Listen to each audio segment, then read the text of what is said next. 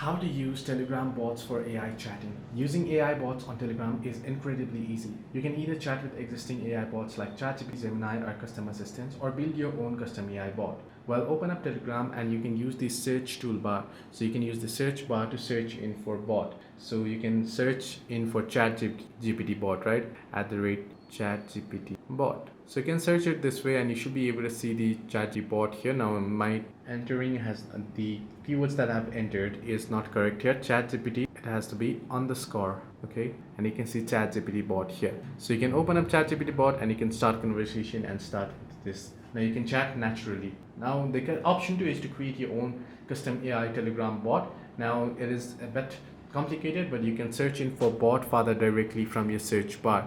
So from your search bar you can open up bot father. Bot father is one bot to rule them all. So use it to create new bot accounts and manage existing bots. So you can go through start prompts and go to the prompts to create your bot.